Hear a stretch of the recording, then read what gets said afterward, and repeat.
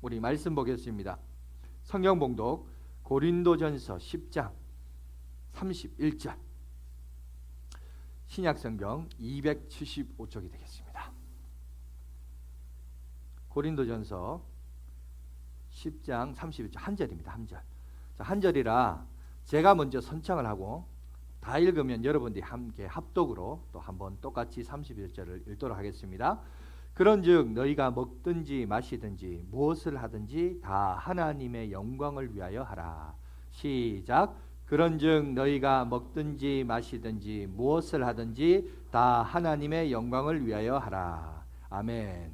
여러분, 오늘 우리 고린도전서 10장 31절, 인생은 속도보다 방향이 중요합니다 라는 주제로 함께 은혜를 가지려고 합니다.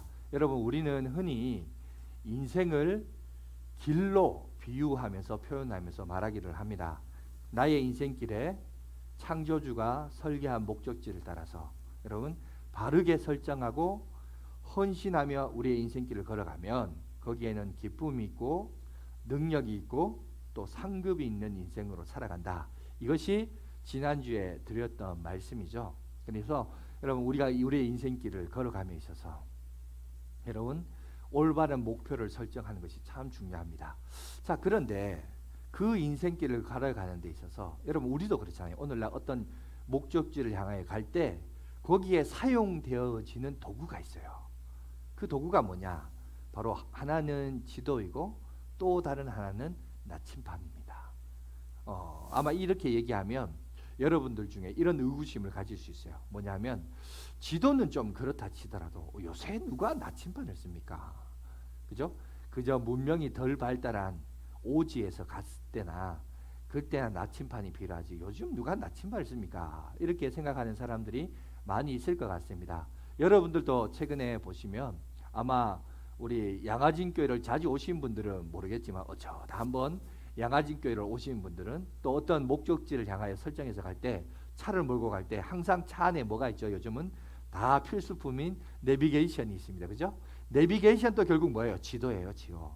그래서 한 달에 한 번씩 좋은 내비게이션 업데이트를 합니다. 그래가지고 없던 길, 또 없던 건물이 생기기도 하고 또 있던 것들도 사라지기도 하고, 그렇게 해서 최적의 길, 가장 빠른 길, 그죠? 교통이 안 막히고 빨리 갈 수 있는 길들을 가르쳐주고 안내하는 것이 이제 내비게이션이고, 이제 이것도 지도라고 할 수 있죠. 그래, 그런 의미에서 보면 문명이 발달하고 진보되고 잘 체계화 갖추어진 지역일수록 나침판이 갖는 기능보다는 지도, 내비게이션을 우리가 많이 활용하고 선용합니다. 그런데 문제는 뭐냐? 여러분, 사막에서는 지도가 필요할까요? 내비게이션이 필요할까요? 망망대해인 바다 한가운데서는 여러분, 지도가 필요할까요? 내비게이션이 필요할까요?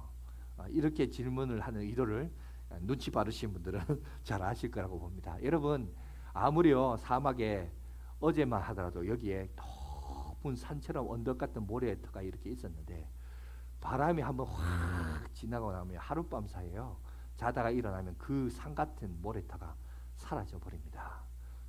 오늘만 하더라도 반드시 여기가 골짜기였는데 여러분, 바람이 한번 확 일고 지나가 버리면 여러분 그 골짜기가 다 메어져서 평지처럼 보일 때가 있어요. 그러니까 사막에는 여러분 지도를 만들 수도 없고 만들어 봤자 아무런 고정적인 지형이 이렇게 고정적으로 있어야 그 지도를 만들 수 있는데, 그냥 상황에 따라, 환경에 따라, 날씨에 따라, 분위기에 따라 싹 다 바뀌기 때문에 지도를 만들래야 만들 수가 없어요. 그런 곳에는 무엇이 필요하냐? 나침반이 필요해요. 나침반이 그 길을 가는 데 있어서 올바른 방향을 제시합니다. 이렇듯 변화무쌍한, 시시각각으로 변화무쌍한 그런 지역에서는 여러분, 지도가 중요한 게 아니라 바로 이 나침반이 중요하다는 것입니다. 여러분, 그렇다면 우리의 인생길은 어떨까요? 여러분, PPT를 제가 하나 준비했는데, 스티브 도냐유라는 아마 유명한 사람이죠. 이 사람이 사막을 건너는 6가지 방법이라는 책을 썼습니다. 그 책의 챕터 1이 뭐냐? 이렇게 얘기하고 있어요. 엔터 한번 잡으세요. 그 사람이 뭐라고 얘기했냐면, 사막을 걸으려면 첫 번째, 지도를 따라가지 말고 무엇을 따라가라? 나침반을 따라가라 라고 얘기했습니다. 아주 통찰력 있는 교훈으로 우리에게 알려주고 있어요. 자, 이 얘기를 왜 하냐? 여러분, 그렇다면 앞서 말한 대로 우리의 인생을 길이라고 표현을 하는데, 그러면 우리의 인생길에서는, 우리의 인생이라는 길에서는 지도가 필요할까요? 나침반이 필요할까요? 그 질문을 하라는 거예요. 영적인 내비게이션이 필요할까요? 나침반이 필요할까요? 이 지혜가 참 필요합니다. 사람들은 자기 자신에 대한 미래를 놓고 청사진을 그립니다. 이 청사진을 다른 말로 꿈이라고 표현하기도 하고 또는 비전이라고 말하기도 합니다. 그죠? 그런데 이게 꿈이든 비전이든 간에 중요한 것은 뭐냐면, 사람들이 꿈대로, 자기가 비전, 청사진을 그린 대로, 그러면 그것을 성취하고 이뤄가는 사람들이 많을까요? 꿈은 허상이다. 꿈은 꿈일 뿐이다. 여러분, 그 꿈을 이뤄가는 사람이 많을까요? 이루지 못하고 살아가는 사람들이 많을까요? 여러분, 꿈대로 이뤄가는 사람이 전혀 없지는 않을 겁니다. 있을 겁니다. 혹 있지만, 그러나 거의 대부분은 내가 생각했던 대로, 내가 바랬던 대로, 내가 그림을 그렸던 대로, 마치 인생의 지도를 그려서 앞으로 이렇게 설계하며 이렇게 갈 것이다 생각하며 살아갔던 사람들은 거의 없을 거예요. 쉽게 말해서 이렇습니다. 대학 전공하는 것과 그 전공과 여러분의 직업이 일맥상통하게 가는 사람이 있는 반면에, 그죠? 그러지 못한 사람들도 있습니다. 저는 일맥상통하게 갔습니다. 그런데 여러분들 중에 그럴 거예요. 자기가 전공하는 것과 지금 직업을 가진 것 전혀 딴판이에요. 고3 때 자기 진로를 생각하고 결정했던 사람하고 지금 나의 위치를 돌아볼 때 전혀 다른, 시시각각으로 바뀌어요. 몰라요. 그러면 이런 우리의 인생길을 돌아봤을 때, 그러면 여기에는 지도, 내비게이션이 필요할까요? 아니면은 나침반이 필요할까요? 여러분, 오늘 우리가 성경에서 그 길을 한번 지혜를 좀 얻도록 하겠는데, 자, 성경은 우리에게 뭐라고 얘기하냐? 우리 인생길을 광야길이라고 얘기하고 있습니다. 여러분, 신명기 8장 2절 말씀에 보시면 이런 말씀이 있습니다. 우리 한번 다 같이 PPT를 보시면서 말씀을 읽겠습니다. 시작. 내 하나님 여호와께서 이 40년 동안에 내게 광야의 길을 걷게 하신 것을 기억하라. 이는 너를 낮추시며 너를 시험하사 내 마음이 어떠한지 그 명령을 지키는지 지키지 않는지 알려 하심이라. 여러분, 하나님은 모세를 통해서 실제 광야의 길을 걸었습니다. 실제 그 광야의 길을 걸어왔었고, 그리고 오늘 후손들에게 그 광야 길을 건너고 난 다음에 신명기가 거듭 신자, 명할 명자거든요. 그러니까 다시 과거를 추상하면서 40년의 광야 길을 과거를 추상하면서 돌아보면서 다시 한번 우리가 40년간 광야 길을 걸어왔다. 그거를 다시 한번 기억하라는 거예요. 잊지 말라는 거예요. 그런데 실제 그 광야 길을 걸어갔을 뿐만 아니라 심지어 성경에서 많은 부분에 있어서 우리의 인생길을 비유로 뭐라고 말하냐? 광야라고 얘기하고 있어요. 우리 인생길을 광야길이라, 사막길이라 라고 우리에게 얘기하고 있습니다. 여러분, 찬송가 415장에 보면 십자가 그늘 아래라는 찬양입니다. 십자가 그늘 아래 나 쉬기 원하네. 저 햇볕 힘이 뜨겁고 또 짐이 무거워. 그 다음 뭐죠? 이 광야 같은 뭐라고요? 세상에 나 방황할 때에 주 십자가의 그늘에 나 쉬기 원하네. 이 찬양이죠. 그죠? 거기도 보면 우리 인생을 뭐라냐? 광야라고 그래요. 광야. 우리는 광야의 길을 걷고 있습니다. 그러면 우리의 인생길에서 그러면 나침반이 필요합니까? 지도가 필요합니까? 이해가 잘 안 되세요. 그러면 하나 예를 더 들어볼까요? 여러분, 실제 우리 몇 년 전의 일이죠. 2014년 4월 16일이었습니다. 여러분, 꿈 많은 우리 젊은이들이 제주도로 배를 타고 가다가 304명이 참사를 당했던 서워로 사건이 있습니다. 그죠? 여러분, 그 누가 그 사건을 청사진을 그리고 꿈을 그리고 그게 나의 비전이라 생각했던 사람이 누가 있었겠어요? 그런데 우리는 이런 고통과 아픔을 그렇게 끌어안고 우리가 살아가고 있습니다. 그러니까 우리 인생은 정말 시시각각 무상 하여튼 많은 일들이 우리 가운데 일어나기 시작하죠. 전혀 예상하지 못한 일들이 우리 가운데 일어납니다. 그런데 여기서 이제 중요한 게 뭐냐? 이 광야에서 이런 인생길에서 진짜 중요한 것은 지도가 아니란 거예요. 지도가 아니라. 지도보다 더 중요한 것이 있다. 그것은 바로 우리의 나침반이란 겁니다.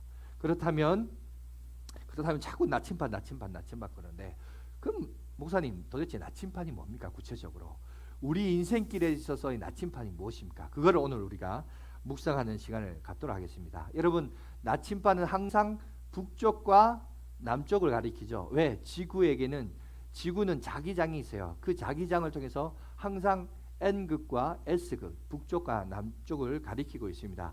그래서 여러분, 평소에는 나침반이 별 기능이 없어요. 그렇지만 우리가 광야 같은 사막 가운데 살 때, 또 망망대해에 있을 때, 심지어요 삶 저 깊은 곳에 들어가서 숲속에서 길을 잃었을 때, 길을 잃다 보면 그 사람이 그 어떤 방향을 찾아서 움직이려면 어떻게 하냐? 나침반이 필요해요. 그래서 혹시 등산 좋아하시는 분들 보면 가방이나 액세서리 중에 이렇게 나침반을 들고 다니시는 분들이 있거든요. 왜? 길을 잃다 보면 방향을 정해야 되니까 그 방향을 올바로 설정한 데 있어서 여러분 이 나침반이 갖는 기능이 참 중요합니다. 여러분, 그러면 우리 인생길에 있어서의 나침반이 뭔가, 이걸 좀 이해하기 위해서 한 예를 제가 한번 들어보겠습니다. 여러분, 맹모 삼천지교라는 말을 들어본 적 있습니까? 많이 들어봤죠? 3번 집을 이사한다는 거예요. 왜 3번 집을 이사했냐? 자녀 교육을 위해서. 환경이 그만큼 중요하기 때문에 맹자의 어머니가 3번 이사를 했다는 거죠. 맹모는 정확하게 말하자면 한나라의 유황이 연려전에서 그 내용을 기록하고 있는데요. 거기 보면 맹모의 어머니가 홀로 남편 없이 자식을 키웁니다. 여자 홀로 자식을 키운다는 것 자체가 얼마나 옛날에는 힘들었어요. 그러다 보니까 너무 가난했죠. 가난하다 보니까 공동묘지 가까운 곳에 터를 마련했습니다. 그런데 이 어린 맹자가 자꾸 주변 환경이 보니까 장례를 치르는 장례식장을 이렇게 보는 거예요. 보니까 그 어린애가 그 장례 행렬을 따라하고 흉내내고 장난치는 모습을 봤습니다. 그래서 아이고, 이래서는 안 되겠다. 내 자식을 망치겠다 싶어서 이사를 갔습니다. 어디를 이사 가냐? 시장을 이사를 간 거예요. 시장을 이사 가니까 거기서도 보니까 장사꾼들 행동을 따라하는 거예요. 아이고, 그래서 이것도 아니다 싶어서 어디 가냐? 서당 근처로 이사를 갔습니다. 그러니까 서당 근처를 가니까 서당에서 자꾸 글을 읽는 소리, 학문을 읽는 소리를 듣게 되죠. 그래서 어린 맹자도 그걸 따라서 이렇게 읽다 보니까 그 흉내를 보는 거예요. 그래서 이제 여기가 좋구나. 정말 자식을 키우는 데 있어서 환경이 중요하고 배경이 중요하다. 이런 교훈에서 맹모 삼천지교라는 말을 사용을 합니다. 그런데 보통 이제 이렇게 해석하고 이해를 하는데, 그런데 최근에 제가 보니까 이거를 해석을 다르게 하는 분이 계시더라고요. 어떻게 하냐면 좀 다르게 해석해요. 어떻게 해석하냐면, 그때 당시에 현자라고 말하는 맹자의 어머니가 아무리 그래도 못 살아도 그렇지 어떻게 집을 묘지 근처에서 집을 지을 수 있겠느냐? 그건 아니라, 그 말은 다시 말해서 맹자의 어머니가 환경이 중요하다 그게 아니라 맹자에게 뭔가 교훈하고 가르치기 위해서, 그런 교훈의 의미에서 그 공동묘지로 이사를 갔다는 거예요. 그리고 두 번째, 그래서 이사를 갔으면 그럼 바로 서당 근처로 갈 것이지 왜 시장으로 갔냐는 거죠. 그러니까 이거는 맹자의 어머니가 의도가 있다는 거죠. 의도. 어떤 의도가 있냐? 첫 번째, 인간은 끝을 알아야 된다는 거예요. 시작하기 앞서서, 시작 출발선에 있기 앞서서 먼저 기억해야 될 것은 내 인생의 끝이 뭔가. 그러니까 인생은 한 줌의 죽음으로 끝나는 게 인생이라는 거예요. 나이 많은 사람도 죽고, 늙은 사람도 죽고, 남자도 죽고, 여자도 죽고, 돈 많은 사람도 죽고, 가난한 사람도 죽고, 결국은 다 죽는다는 거예요.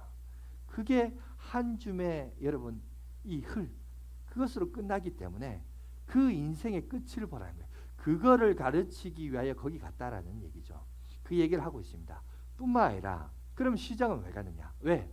인생의 끝을 가르쳐 줬으니까 이제는 어떻게 했냐? 시장은 뭐냐?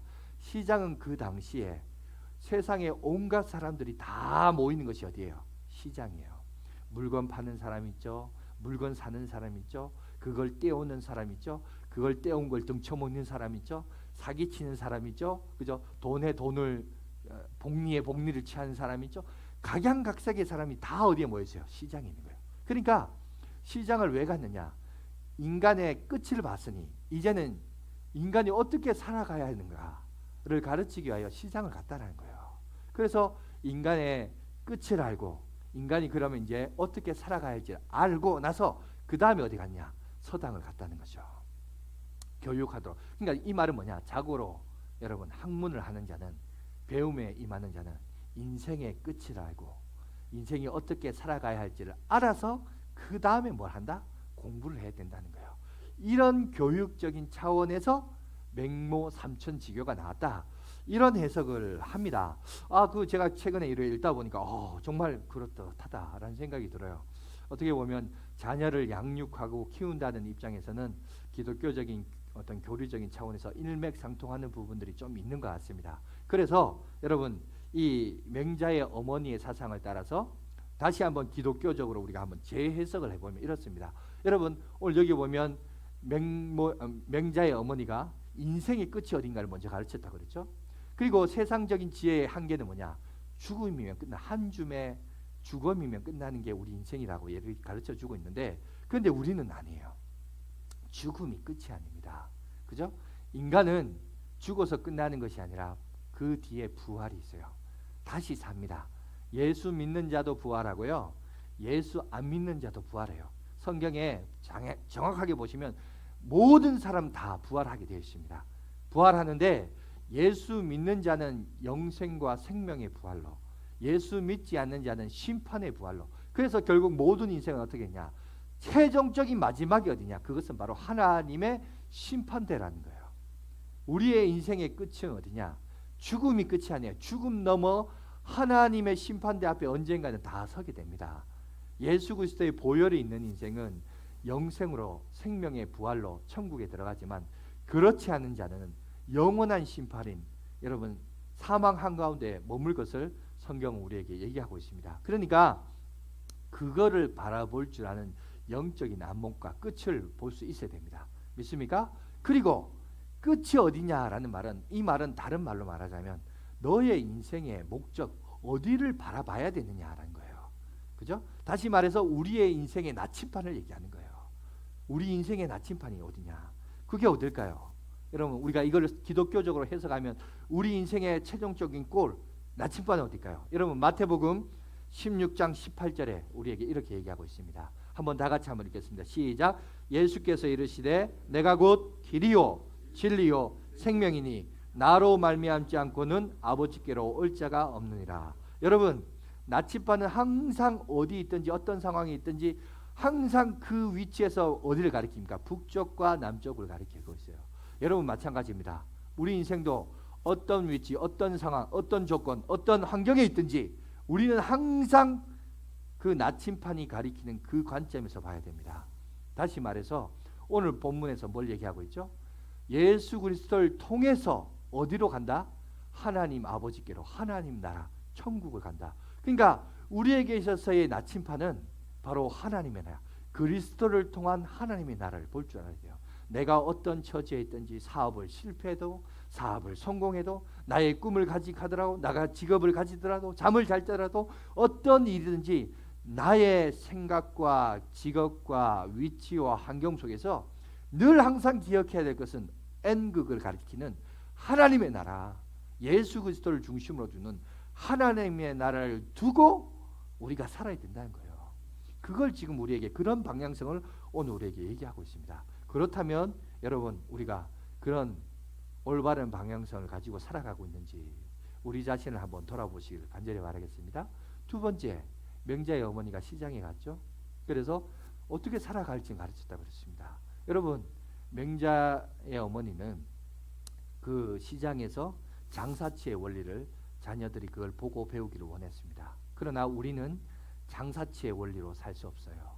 단순히 그런 원리로 살 수 없습니다. 그러면 우리는 어떻게 살아야 될 것이냐? 여러분 1643년에 6년간 목사 장로들이 151명이 한자리에 모였습니다. 영국 웨스트민스터에서 모여서 창세기부터 요한계시록까지 내용을 요약을 했습니다. 내용이 너무 방대해요. 66권에 1189장으로 성경이 구성되어 있습니다.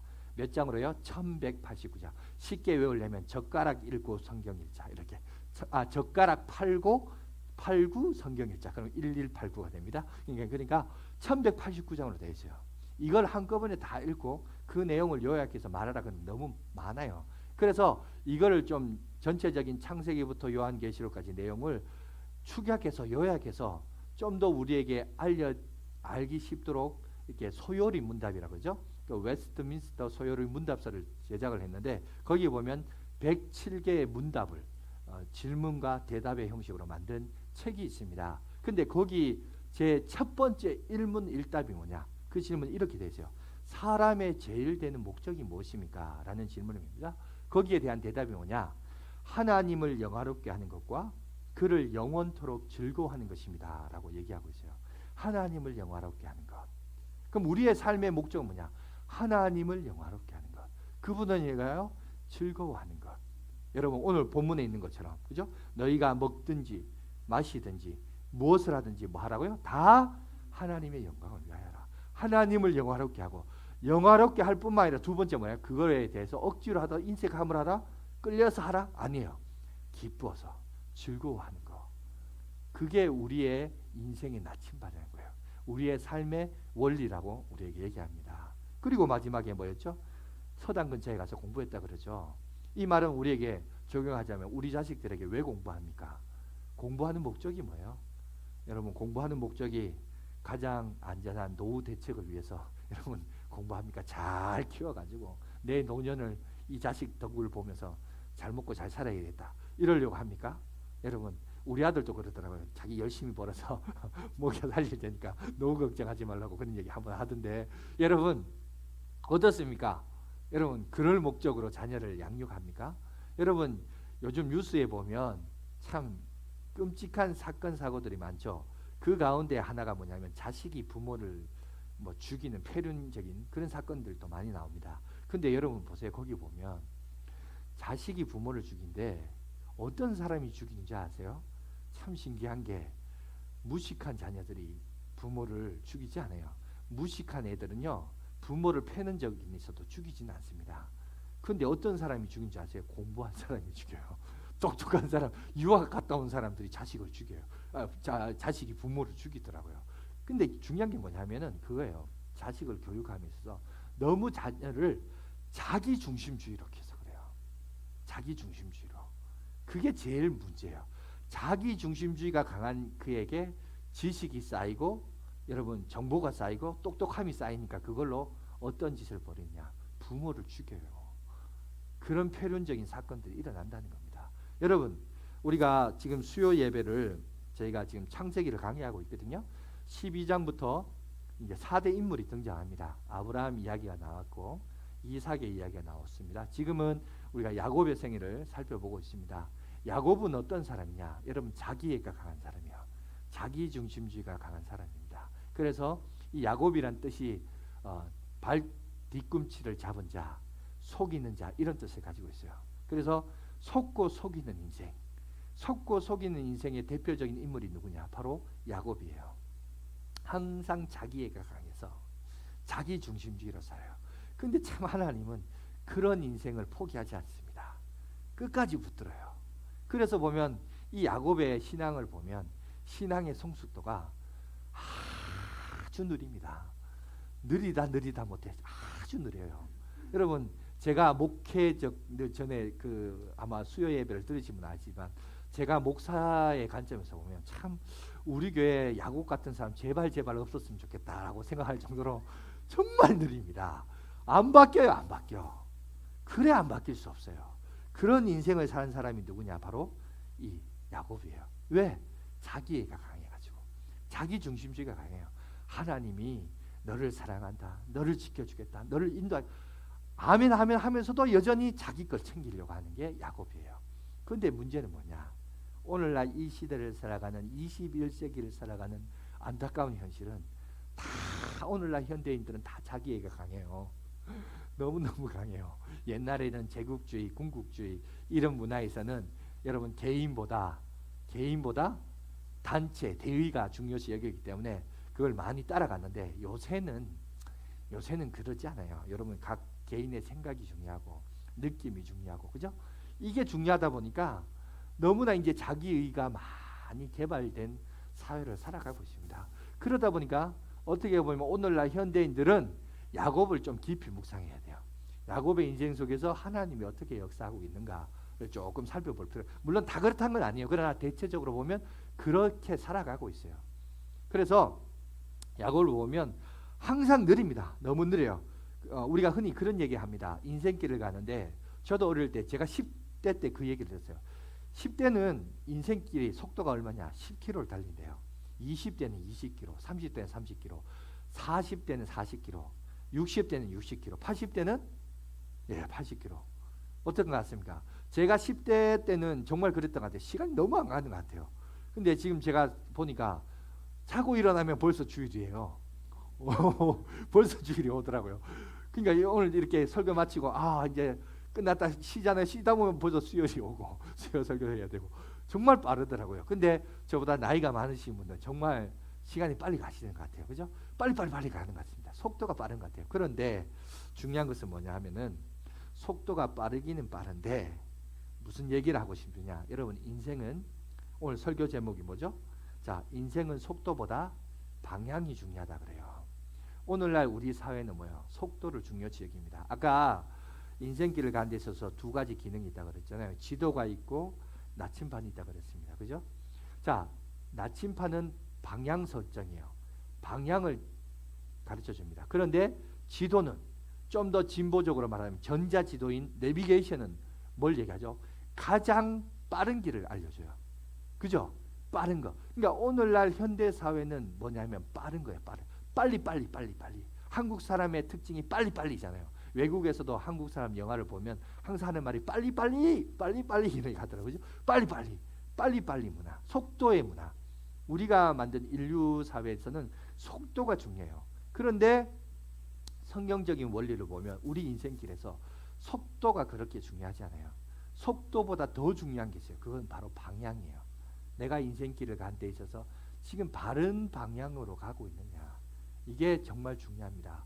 왜 그러냐면 제가 지난주에 얘기했잖아요. 깨달음이라고 하는 것은 순식간에 한꺼번에 일어납니다. 평소에 아무것도 모르고 있다가 하나님이 딱 이렇게 깨닫게 하시는 순식간에 팍 일어날 때가 있죠. 여러분 그렇게 되면 한번 딱 깨닫기 시작하면 그 길에서 돌이켜서 회개가 뭐죠? 가던 길에서 돌아선다는 거든요. 방향을 바꾼다는 말이거든요. 우리가 한번 깨달아서 하나님이 원하시는 방향으로 가게 되면 얼마든지 우리 인생이 역전될 수 있어요. 빨리 그거 중요하지 않아요. 중요한 건 내가 빨리 깨닫는 거, 빨리 방향을 잡는 거, 올바른 방향을 선회하는 거. 이것이 중요하기 때문에 그렇습니다. 그런데 자꾸 세상은 빨리라거든요. 속도를 강조하거든요. 그런데 그 속도대로 가다 보면 문제는 그 속도를 맞추면 되는데 그 속도를 못 따라가면 어떡할까요? 사람이 우울해져요. 우울해지기만 할까요? 아니요. 나중엔 자살 충동까지 와요. 남들은 내 친구는 지금 저 위치에 있는데 나는 지금 뭐 하고 있나? 자꾸 그런 생각 한다고요. 아닙니다. 하나님은 한 사람마다 각 개인마다 소망하시고 계획하시는 바가 있습니다. 여러분 그걸 내가 찾는 게 중요해요. 올바른 방향을 설정하는 것이 중요합니다. 그래서 오늘 보시면 한 사람을 향한 비전. 오늘 야곱을 향하여 정말 더디고 더딘 이 야곱. 여러분 성경에 보면 전에 우리 한 2주 전에 살펴봤거든요. 거기 보면 야복 가까이서 하나님의 천사와 씨름하다가 이름을 받죠. 새로운 이름을 받습니다. 무슨 이름이냐? 이스라엘을 직역하면 하나님과 겨루어 이겼다는 뜻이지만 원래 뜻은 그런 뜻이 아니고 너는 이제 지금부터 하나님의 통치를 받는다, 지배를 받는다 이런 뜻을 가지고 있거든요. 새로운 이스라엘이라는 이름을 받지만 그러나 여러분 그 사건 뒤로부터 성경을 계속해서 보시면 이 글을 기록한 모세는 성령의 충만함을 입은 모세는 계속해서 야곱을 뭐라고 표현하냐면 야곱이라고 말해요. 계속 야곱이라고 말해요. 이스라엘이라는 이름을 줬기 때문에 야복강가 사건 이후로부터는 계속 이스라엘이라고 말해야 되는데 이스라엘 말을 안 하고 정작 이스라엘이라는 말을 누가 쓰냐? 야곱이 자기 자신을 가리켜서 이스라엘, 엘헬로의 이스라엘 막 이렇게 말하거든요. 자기는 자기를 가리켜서 이스라엘이라고 말하지만 정작 이 글을 기록하는 모세는, 성령의 충만함을 입은 모세는 뭐라고 하면 계속 야곱이라고 그래요. 뭐냐? 야곱이 계속 야곱으로만 사는 거예요. 늘 움켜짐을 잡고 늘 사기를 속이든지 속이김을 당하든지 하여튼 그런 인생을 살아요. 그래서 형을 속였죠. 외삼촌을 속였죠. 그러니까 나중에 어떻게 됩니까?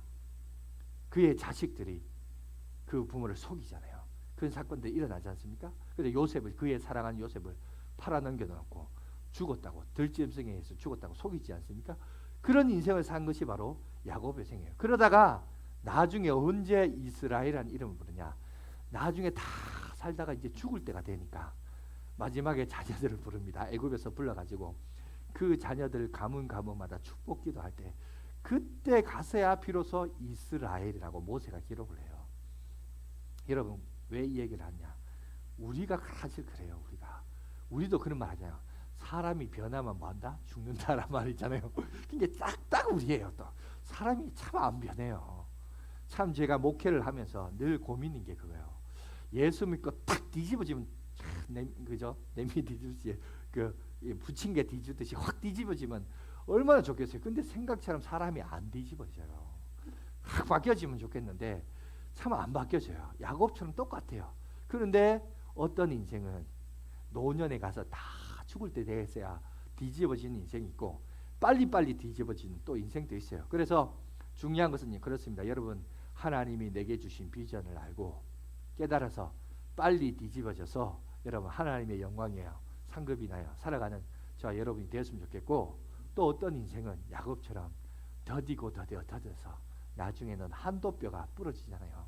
그래서 평생을 절름발이 인생으로 삽니다. 장애인으로 살아요. 그런데 그 장애가 사실은 뭐죠? 그에게는 그게 은혜였어요. 그래서 성경은 이거 신학적으로 뭐하냐? 은혜의 가시다. 은혜 가시. 이거는 동의어가 아닙니다. 비슷한 이미지가 아니죠. 그죠? 은혜는 은혜고 가시는 가시지 무슨 은혜의 가시가 어디 있어요? 근데 그게 은혜의 가시가 돼요. 어떤 인생에게는 은혜의 가시가 있어요. 왜? 자꾸 자기 걸 고집하고 이건 내 포기 못한다. 그러니까 나중에 어떻게 하죠? 하나님이 치시죠. 중심을 쳐버리는 거죠.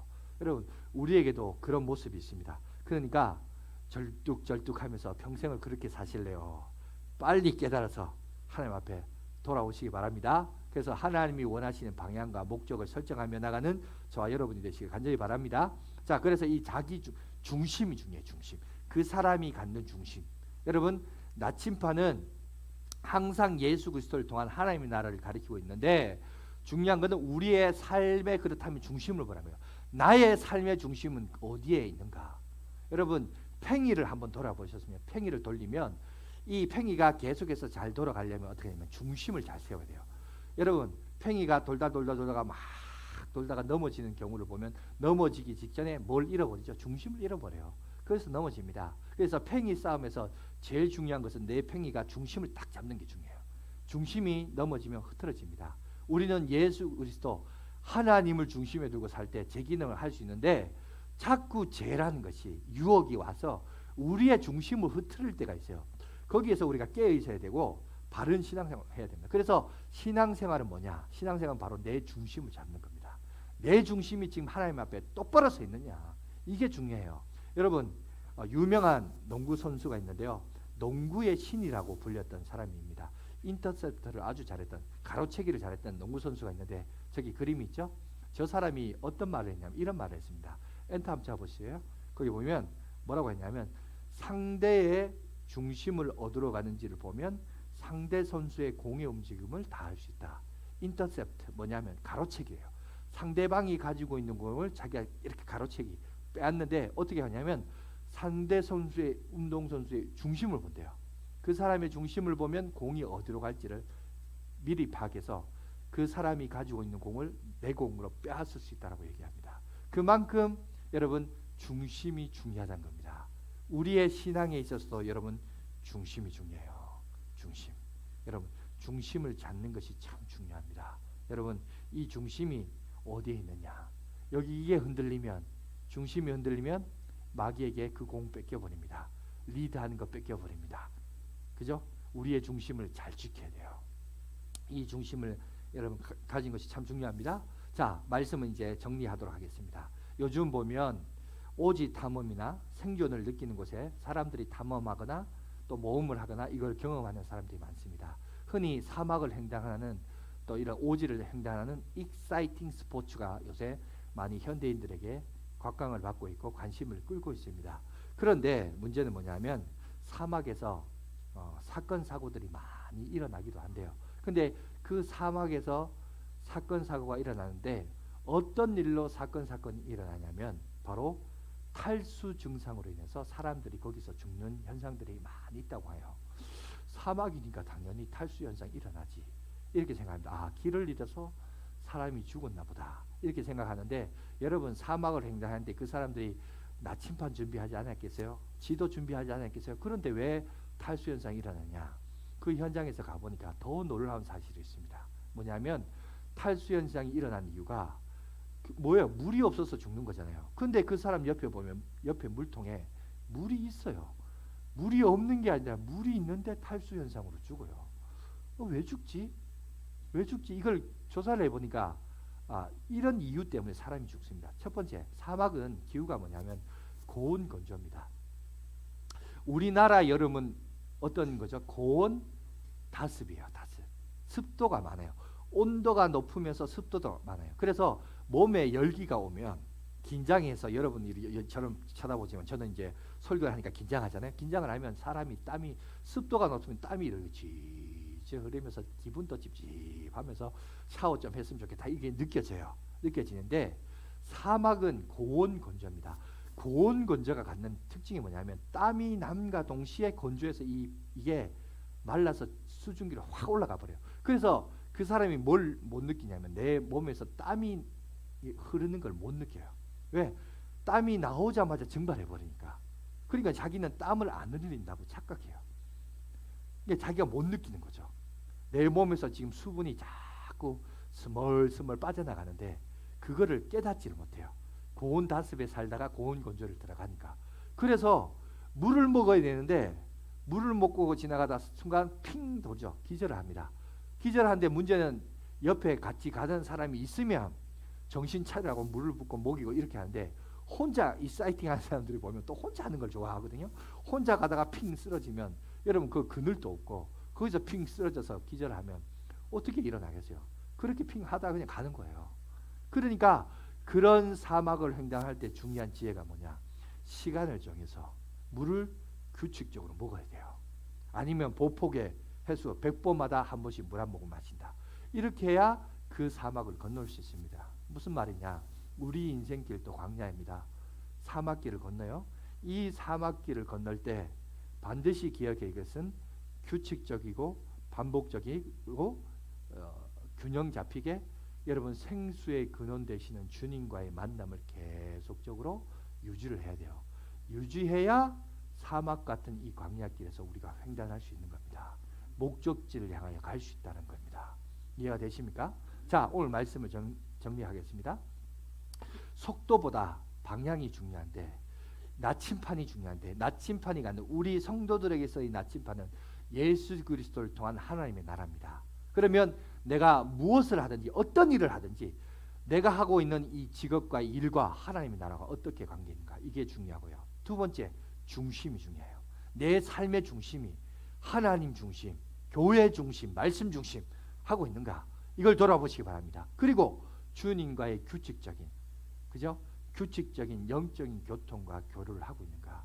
그래야 이 광야 같은 사막길에서 횡단할 수 있고 우리의 목적지를 향하여 나아갈 수 있다는 사실입니다. 아무쪼록 이 광야 같은 세상에서 승리하시기 바라고 하나님이 여러분들 향하신 목적과 비전과 방향이 있습니다.